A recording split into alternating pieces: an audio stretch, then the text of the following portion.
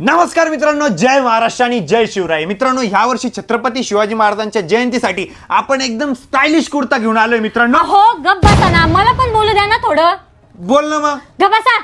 तर मित्रांनो, आपण जेंट्स साठी एवढा सुंदर कुर्ता आणि पैजामा घेऊन आलोय आणि लेडीज साठी एवढी सुंदर कुर्ती आणि लेगिन्स घेऊन आलोय.